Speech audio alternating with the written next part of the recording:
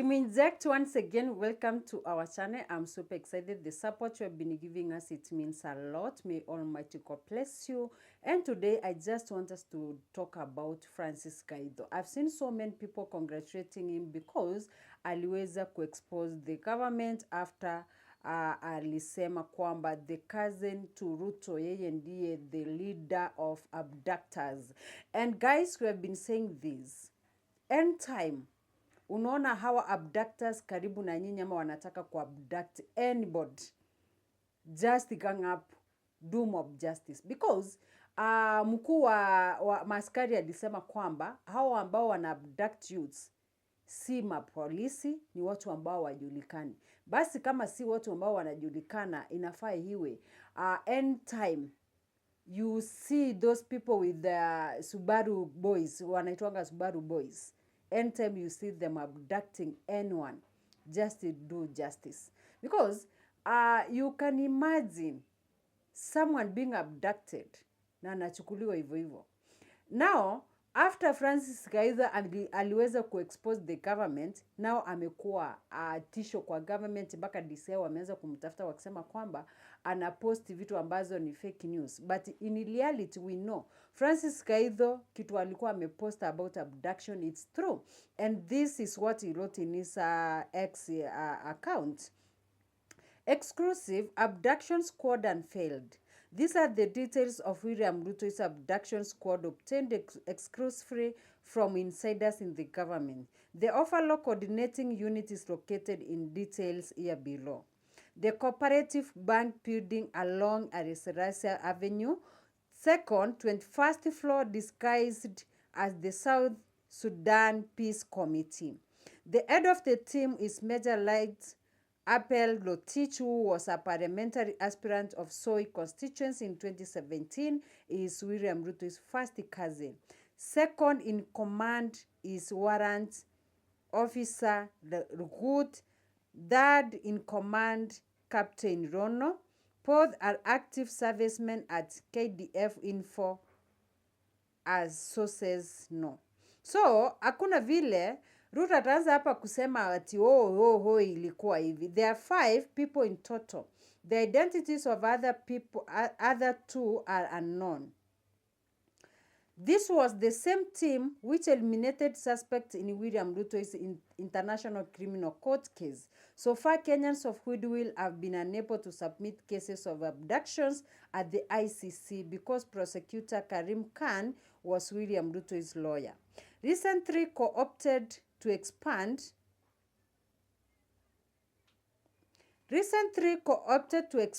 the scope of abductions to include business people and intimidate ordinary citizens of Mount Kenya is Mungiki leader Maina Njenga is based at Kindiki Kithure's office.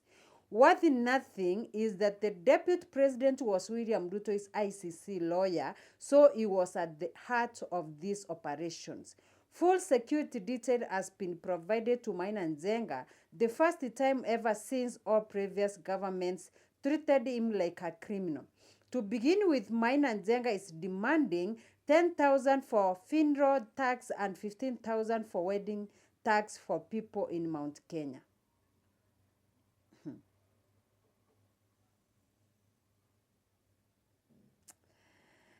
Hey, watazamaji wetu, yani sometimes ukiangalia vitu kama hizi zinakufunja moyo.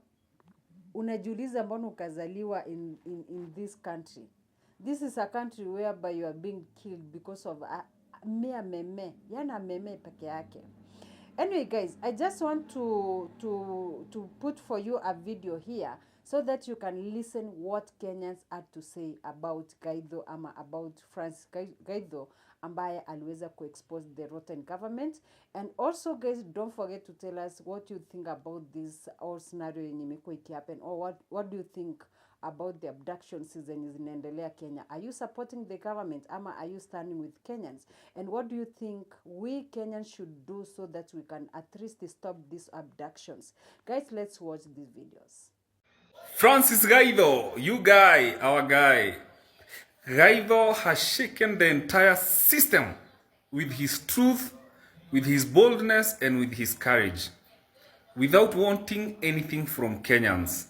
Gaitho, long live our brother. We're behind you. If you need us to accompany you kwa DCI, just tweet, sema tutokeleze, we come with you. We stand with comrades who are doing everything they can without fear to liberate our country, because manze, inchi yetu manze, it's under siege, ama what we call under siege. So Francis Gaitho, God bless you, long live man, tuko pamoja. You want us to accompany you? Do a tweet. We have your back, bro. Constituency in 2017. He's working with a team.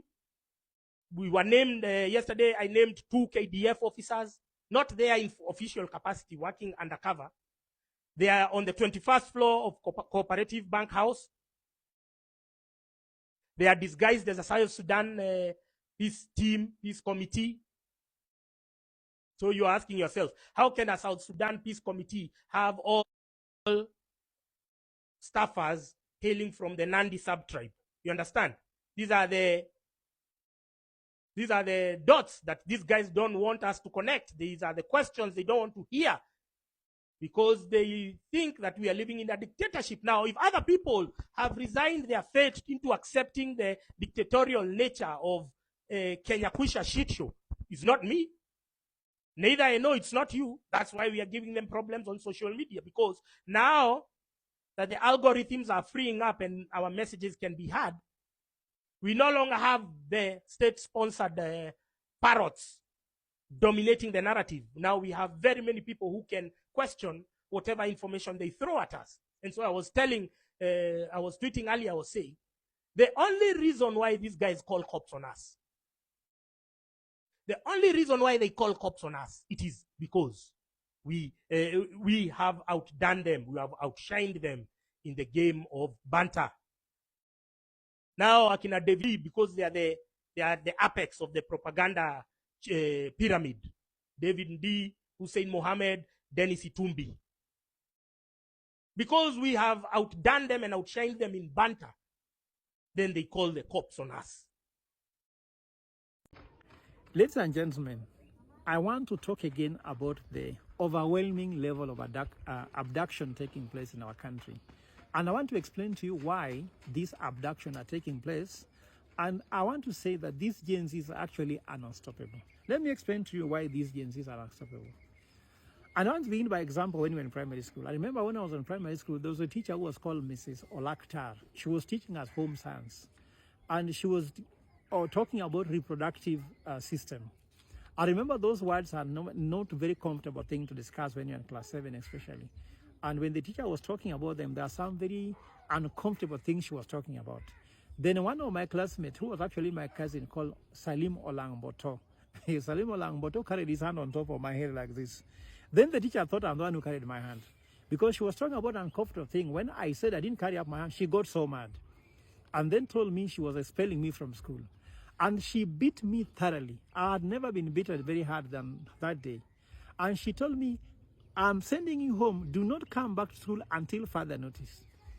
And of course, I misinterpreted the word further notice. I thought that until further notice means until my father comes and gives a notice. And of course, when I came with my father, I told them that you told me I cannot come back to school until further notice.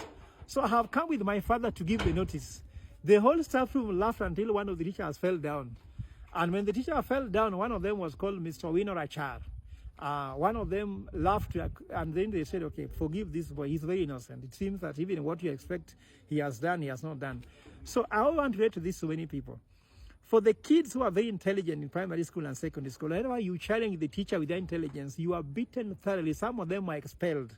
Some of them were suspended. Some of them were mishandled because they were just intelligent, way more intelligent than their incompetent or not so intelligent lecturers or teachers who were teaching them. I also remember when I was an academic director in Strathmore Business School. As academic director, one of my work was to select a lecturer, give them students to teach, then evaluate the lecturer from just to say their performance in terms of preparation before class, delivery during class, level learning in the class, then level of participation of the class. I could do all those analyses. And I found out that something has happened that everybody didn't notice by that time. As a young lecturer, I noticed that some of my older counterparts were thinking that knowledge resided on them as professors. But let me tell you what, the center had changed. The center changes whereby students now have access to technology. They have access to internet. They do their own independent research before any class. So when you're coming to class by saying, in marketing, we have 5 Ps, they tell you there are 7 Ps. Huh? And you also remember, if you say there are 7 ingredients of business model, actually there are 10. So you realize as a class before, only the lecturer who has a textbook had access to knowledge. But it changed totally, whereby you are just a facilitator. So now that is what is happening currently with the current government, where they're thinking they're actually in control. I remember there's a time when I had to tell another lecturer, excuse me, don't come to class and tell us how many books you've written. These students want to know what will they do with the knowledge after you teach them. When they go to work on Monday, how do they begin their work differently? How do they deal with the challenges that are affecting their businesses? For example, the economic situation is bad. There is high taxation environment taking place. There's a lot of issues or challenges of getting the right people to place or work, human resource challenges. Technology disruption is taking place that are affecting businesses. And of course, globalization is also affecting. How do they deal with it? Don't tell them that I've written 10 books and read my book before you talk to me. Those things ended a long time ago.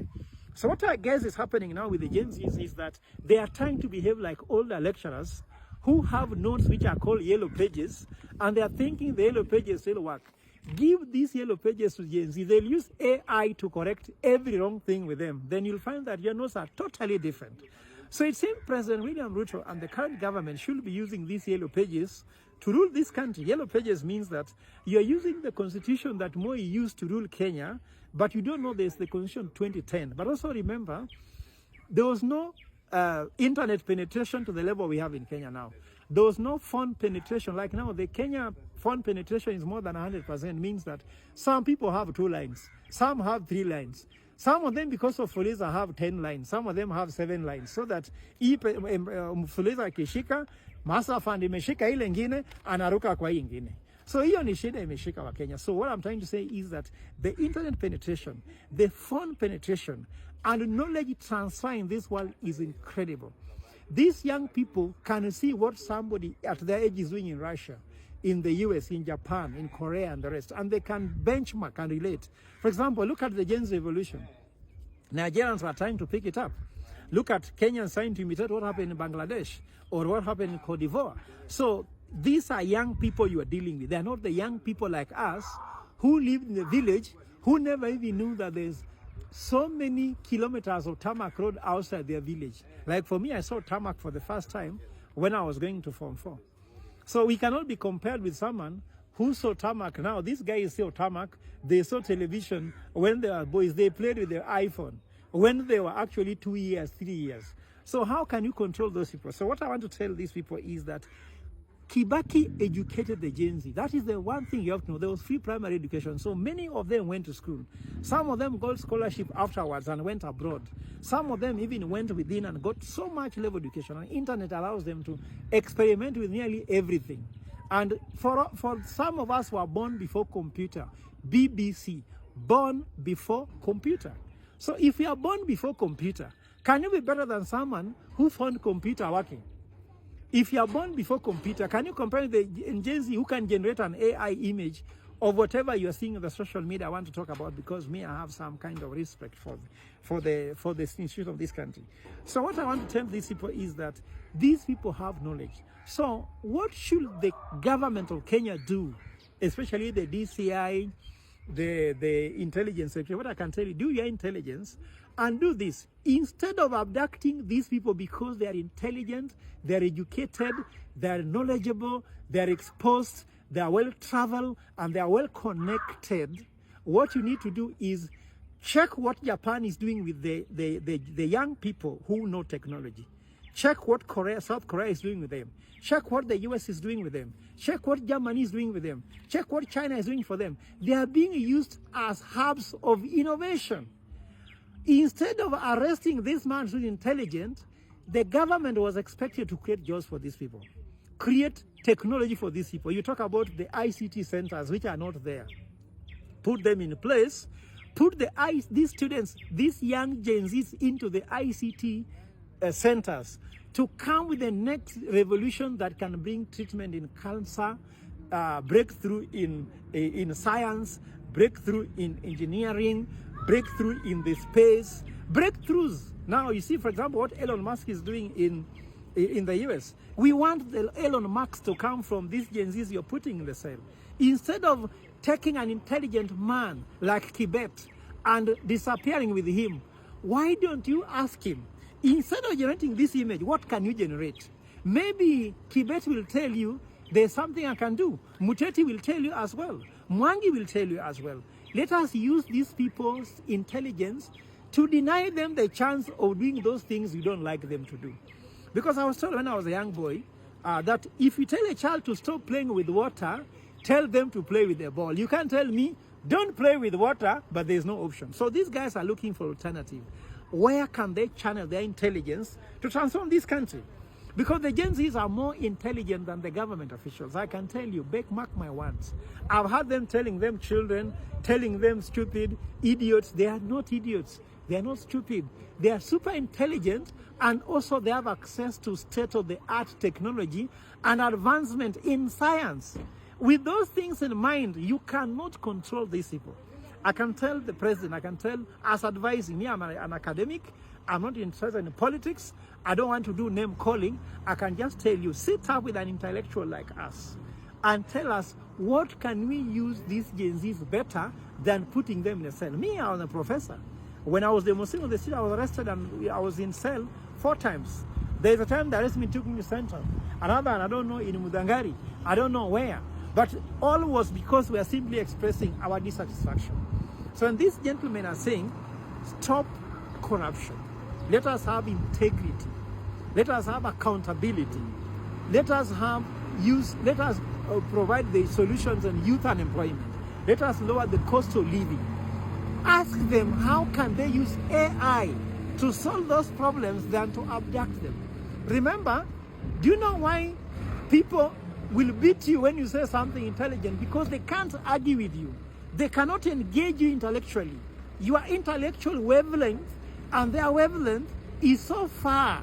The intellectual distance between the Gen Z and this government is very far because there's a lot of incompetence in this government. This government suffers mainly from gross incompetence and also grossly lacking in integrity. If they solve those problems, then they even ask the Gen Z to use their AI technology to come with solutions to reduce corruption, come with the solutions to be able to grow this economy, come with solutions to increase their competence, because that guy to do things, what Gen Zs were doing during the demonstration, they're very clever. Remember, Gen Z managed to break into parliament in a demo. Imagine since Raila Odinga, plus all the well-known demonstrators, they have never ever cracked what the Gen Z did on 25th of June 2024 by cracking to enter parliament, MPs running away in ambulance. Even the speaker was put in ambulance running away as if he was sick. These people are on another level. We entered parliament. I was in this movement. I'm no longer that movement, but I was in that movement. And we managed to do things unheard of. And for the intelligence, the collective intelligence of the Gen Z plus the Gen X and the millennials together that made people enter parliament, you cannot finish in adoption. And that root of believing on when you have a hammer, everything looks like a nail. Abduction will not be the single tool to bring down this Gen Z movement. Let us engage them. Let's use their intellect well, like Japan is doing, like South Korea is doing, like Germany has done, India has done it. Why not Kenya? Thank you very much. God bless you and God bless Kenya.